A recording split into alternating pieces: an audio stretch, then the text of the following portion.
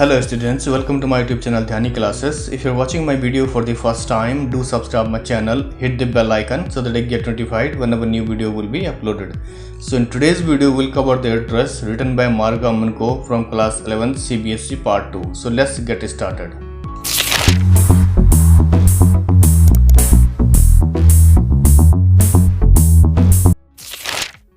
So in the first part of the chapter, we have seen that the mother told her daughter that Mrs. Darling used to visit her house and took away all the valuable things out of the house in order to save the belongings, because she advised the mother that the war is going on, and then the mother told the girl that it was necessary to keep things safe.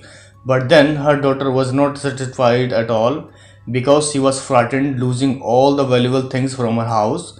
So now, while thinking all this, she reached the railway station to go back to her house from Mrs. Darling's house for the first time. So let's understand the second part of the chapter now.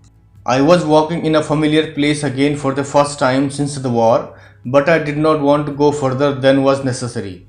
So here she is saying that I was walking in a familiar place once again for the first time since the war. That means she came Mrs. Darling's house for the first time because it was end of the war, but earlier she was not able to come because the war was going on, and says, but I did not want to go further than was necessary, and says, I didn't want to upset myself with the sight of streets and the houses full of memories from a precious time. So the girl was feeling very sad because she was walking in a familiar locations where she used to live before the war, and she doesn't want to look all these locations or streets where she spent precious time with her mother, and there are so many memories left behind because her mother is no more. So she was feeling sad because of the past memories, and says, in the train back I saw Mrs. Darling in front of me again as I had the first time I met her. So she reached the railway station, and when she sat on the train, she saw Mrs. Darling in front of me again as she had the first time met her. That means again she started thinking about Mrs. Darling, and it was exactly similar to the first time she had met her. Further, she says, it was the morning after the day my mother had told me about her. So here the narrator is saying that it was the morning after the day my mother had told me about her. That means the mother told her daughter about Mrs. Darling had come to their house and carried away things full of suitcase. So it was the next day morning that the narrator had met Mrs. Darling for the first time, and says, I had got up late, and coming downstairs I saw my mother about to see someone out. So here she is talking about that day when Mrs. Darling came there, and it was morning, and says, I had got up late. That means she woke up late on that day, and then she came downstairs to see her mother and saw my mother about to see someone out. That means she saw that her mother was about to say goodbye to someone. So somebody came to her house and was about to go outside. So who was the person, or who was about to leave her house? A woman with a broad back. There is my daughter, said my mother. So here she is saying that a woman with a broad back, that means there was Mrs. Darling who came there, and when her mother saw her daughter, she started to introduce her daughter, that saying that there is my daughter, and says she beckoned to me. So Mrs. Darling saw the girl and she beckoned her. That means she waved her hand by saying hello and all. So the woman nodded. That means she raised her head and picked up the suitcase under the coat rack. That means she was getting ready and started lifting up the suitcase under the coat rack. That means a stand with hooks. She wore a brown coat and shapeless hat. So she saw that Mrs. Darling was wearing a brown coat and shapeless hat. That means the hat was out of shape, and she was ready to pick up a suitcase, and says, does she live far away? I asked, seeing the difficulty she had going out of the house with a heavy case. So the girl immediately asked her mother that does she live far away? That means she asked her mother that is she living somewhere nearby or far away somewhere, because she seeing the difficulty she had going out of the house with the heavy suitcase. That means the girl saw that the lady was facing difficulty while carrying a heavy suitcase out of the house, that she kept all these valuable or expensive items inside the bag. And then her mother replied, in Marconi Street, said my mother, number 46, remember that? I had remembered it. So her mother told her that in Marconi Street, that means Mrs. Darling is living in Marconi Street, and it was number 46 in that particular area. And from that day she remembered it, that Mrs. Darling is living in Marconi Street number 46, and says, but I had waited a long time to go there. So here she is saying that, but I had waited a long time to go there. That means she was waiting for a long time to go, given address by her mother, in order to get back all the things from Mrs. Darling's house. Further, she says, initially after the liberation, I was absolutely not interested in all that store stuff, and naturally, I was also rather afraid of it. So, here after the liberation, that means after the war, she was not interested to go and get all these things. So, at the same time, she was also frightened to go there and get those things back. And she is afraid of being confronted with things that had belonged to a connection that no longer existed. So what does that mean? She did not want to go there and confront those things. That means she did not want to go there and have a face to face with those things because they belongs to her mother. And when she look at those things once again, what will happen? The memory of her mother and the past will come back, and that would give her a lot of pain. So this is what she was frightened of, and says, which were hidden away in cupboards and boxes and waiting in vain until they were put back in their place again. So that means she is telling about those things. Those things were actually put down into cupboards and boxes and they were waiting in vain. That means the wait was actually of no use because she never know whether she would be able to retrieve those things or not. So she is telling that these things were waiting for being put back in their places again. That means the place where they belong to, and that is the girl's house. And further she says, which had endured all those years because they were things. So she thought that all the belongings endured all those years. That means belonging could not react and bore, and they were also waiting to come out of the packed boxes or from the cupboard. So she felt that though they were not alive but had been waiting in those boxes and cupboards to come out and being placed in its place, that is girl's house. And says, but gradually everything became more normal again. So after the war, things were gradually becoming more normal again. That means things were started to settle down because the war was about to end. And then she went in search of her mother's belonging, and then she went the house or the given address by her mother in order to get back all those things. When she went there, the lady did not want to entertain her, and the landlady refused her by saying, I am not able to recognize you and all. So while traveling again, she was thinking about the past, and she was thinking about Mrs. Darling she met for the first time. And says, bread was getting to be a lighter color. There was a bed you could sleep in unthreatened. So here she is saying that bread was getting to be lighter color. That means after the war, everything became more normal and one could have a good sleep without being frightened about the war or the shortage of food, clothing and other facilities. So people came out of their dangerous situation during the war. And says, a room with a view you were more used to glancing at each day. So things were becoming normal and one could walk away freely without any trouble, and one could go and come out from the house without being threatened. Further she says, and one day I noticed I was curious about all the possessions that must still be at that address.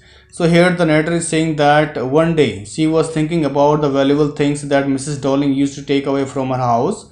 So she wanted to go there and wanted to get back all the valuable things because all the belongs to her mother, and wanted to reach that address which was given by her mother. And says, I wanted to see them, touch or remember. After my first visit in vain to Mrs. Darling's house, I decided to try a second time. So when she came back from Mrs. Darling's house for the first time, again she thought, I wanted to see them, touch, remember. That means she wanted to see all the things which belongs to her mother because her mother is no more, and wanted to see her mother's kitchen's items such as knives, containers, etc. So she was thinking, after my visit in vain to Mrs. Darling's house, that means there was no use of going Mrs. Darling's house for the first time because she was not able to meet that lady and unable to get back all those things that belongs to her mother. And now she decided to try a second time. So she wanted to go back to Mrs. Darling's house once again to get back all those things by herself. And says, now a girl about 15 opened the door to me. I asked her if her mother was at home. So here the girl again went to Mrs. Darling's house for the second time. And says, now a girl of about 15 opened the door to me. That means this time owner of the house did not open the door, but this time there was a girl and she was about 15 years old opened the door when she knocked the door. So she asked if her mother was at home. So she asked the girl about her mother because she wanted to meet her once again to see things that belonged to her mother. Further she says, no, she said, my mother's doing an errand. So when the narrator asked the girl about her mother, she replied that no, she said my mother's doing an errand. That means she went outside for shopping or went somewhere else for some work, and says no matter, I said I'll wait for her. So the narrator said that it's okay if she is not there at home, then I'll wait for her, and says I followed the girl along the passage. An old fashioned iron Hanukkah candle holder hung next to a mirror. So later on, the daughter of Mrs. Darling allowed the narrator inside the house, and then she followed the girl along the passage. That means the narrator was following her, and says an old fashioned iron Hanukkah candle holder hung next to a mirror. So she saw there was an old fashioned candle stand hung next to the mirror, and she was quite familiar with that item, and says we never used it because it was much more cumbersome than a single candlestick.